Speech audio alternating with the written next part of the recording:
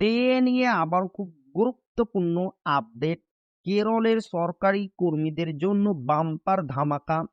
এক ধাক্কায় 10% বাড়ল মহার্ঘ ভাতা।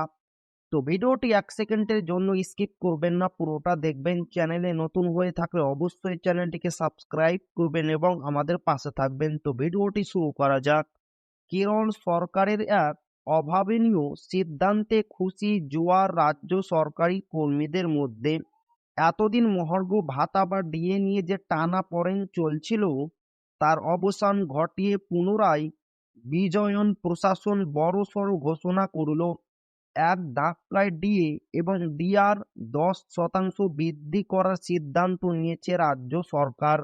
এর ফলে রাজ্যের সরকারি কর্মচারী ও পেনশনভোগীদের প্রাপ্ত মহার্ঘ ভাতার হার 25% থেকে বেড়ে সরাসরি 35% গিয়ে পৌঁছালো। রাজ্য সরকারের বিজ্ঞপ্তি অনুযায়ী বর্ধিত হারের এই ডিএ এবং ডিআর আগামী এপ্রিল মাসের বেতন ও পেনশনের সঙ্গে যুক্ত হবে। অর্থাৎ নতুন অর্থবর্ষের শুরুতেই কর্মীদের পকেটে বাড়তি টাকা আসতে চলেছে। লোকসভা নির্বাচনের আবহে এই সিদ্ধান্তকে অত্যন্ত তাৎপর্যপূর্ণ বলে মনে করছে ওয়াকিব মহল। উল্লেখ্য, এই খুশির খবরে কয়েকদিন আগে ডিএ ইস্যুতে কেরল সরকারের অবস্থান নিয়ে ব্যাপক বিতর্ক তৈরি হয়েছিল।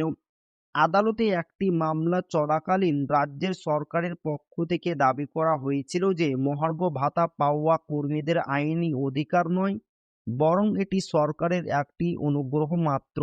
সরকারের এই মন্তব্যে রাজ্য জুড়ে ক্ষোভের সৃষ্টি হয়েছিল। তবে সেই বিতর্কের মাঝে ডিএ বৃদ্ধির এই ঘোষণা কার্যত ড্যামেজ কন্ট্রোল হিসেবে দেখছেন অনেকে। শুধুমাত্র ডিএ বৃদ্ধি নয়, বকেয়া বা এরিয়ার মেটানো নিয়েও ইতিবাচক ইঙ্গিত দিয়েছে সরকার। প্রশাসনিক সূত্রে খবর, বকেয়া ডিএ প্রদানের প্রক্রিয়া এবং সময়সীমা নির্ধারণের জন্য খুব শীঘ্রই একটি আলাদা ও বিস্তারিত নির্দেশিকা জারি করা হবে। দীর্ঘদিনের বকেয়া টাকা হাতে পাওয়ার আশায় এখন বুক বাঁধছেন কেরলের কয়েক লক্ষ সরকারি কর্মচারী ও অবসরপ্রাপ্ত কর্মীরা। তো এই ছিল ডিএ নিয়ে খুব গুরুত্বপূর্ণ আপডেট, যা আপনাদের মাঝে শেয়ার করলাম। তো আবারও দেখা হবে ডিএ রিলেটেড খুব গুরুত্বপূর্ণ ভিডিওতে।